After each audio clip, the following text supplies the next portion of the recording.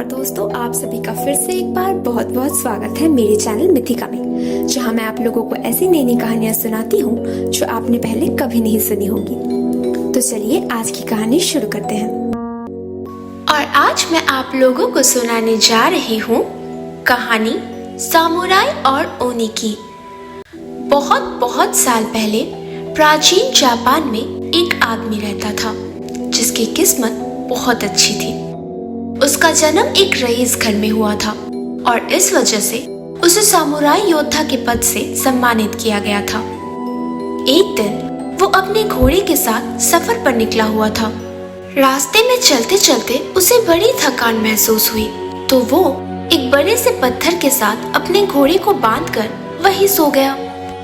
अचानक उसके घोड़े की आवाज से उसकी नींद खुली और उसने देखा उसका घोड़ा कद में इतना छोटा हो गया है कि एक चींटी उसके घोड़े को उठाकर उस पत्थर के एक छोटे से छेद में ले जा रही है। पहले उसे लगा कि शायद वो कोई सपना देख रहा है, मगर जैसे ही उसने अपने घोड़े को पकड़ने की कोशिश की, वो भी कद में चींटी जितना छोटा हो गया और उस छेद में गिर गया जहाँ बहुत सी चींटियां थी। वो चींटी उस सामुराई और उसके घोड़े को उठाकर पत्थर के अंदर बसी एक दूसरी दुनिया में ले गया, जहाँ चारों तरफ चावल के खेत थे। और वहाँ उस सामुराई ने देखा बहुत से लोग उस खेत में काम कर रहे हैं और हर आदमी के साथ एक दानव खड़ा है जो उसके काम पर कड़ी नजर रख रहा है। और अगर वो इंसान काम करते हुए थक कर रुक रहा है तो उसे चाबुक से मार रहा है ताकि वो बिना रुके काम करता रहे। ये सब देखकर वो सामुराई काफी डर गया। उसे पता चल गया कि वो गलती से ओनी की दुनिया में आ पहुंचा है। जापानी लोक कथाओं में ओनी एक प्रकार का दानव होता है जो विशाल आकार के होते हैं। ये दिखने में काफी डरावनी होते हैं और जाहिर सी बात है ये बहुत ताकतवर होते हैं। जब वो सामुराई अपने घोड़े को लेकर वहां से निकलने का रास्ता ढूंढ रहा था, तभी उसके सामने एक विशाल लाल रंग का ओनी आकर खड़ा हो गया। उसे देखकर ऐसा लग रहा था कि शायद वो वहां का राजा हो।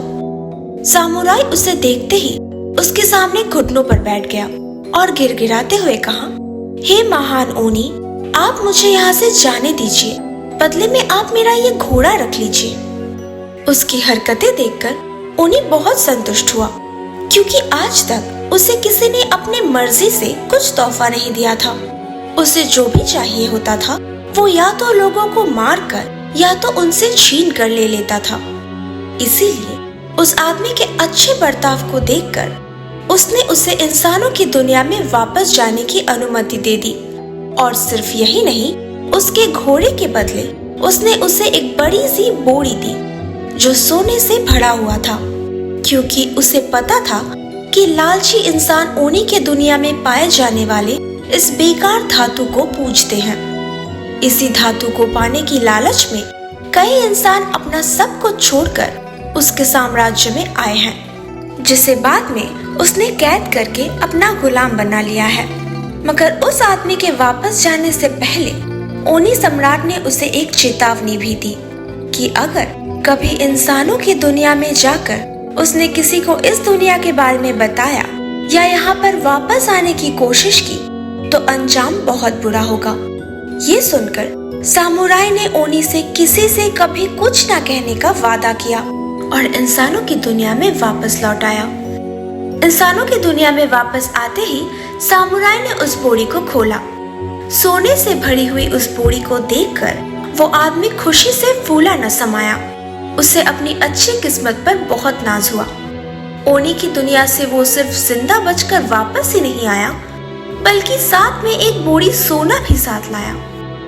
अचानक अमीर बन जाने की वजह से सबसे पहले उसने अपना घर छोड़ने का तय किया। दूर पहाड़ों में उसने अपने लिए अलग से एक आलीशान घर बनवाया और अपने बूढ़े माँ बाप को अकेला छोड़कर वहाँ अय्याशी की जिंदगी जीने लगा। उसने अपने सारे पैसे शराब, जुआ और खूबसूरत औरतों पर लुटा दिया। अपना अय्याशी बनाए रखने के लिए उसने एक के बाद एक अपने सारे जमीन जायदाद यहाँ तक कि अपना घर तक बेच दिया और फिर बिना फूटी कौड़ी के सड़कों पर आ गया। उसके अच्छी किस्मत ने भी उसका साथ देना छोड़ दिया। अब वो सामुराई से एक रोनिन बन चुका था।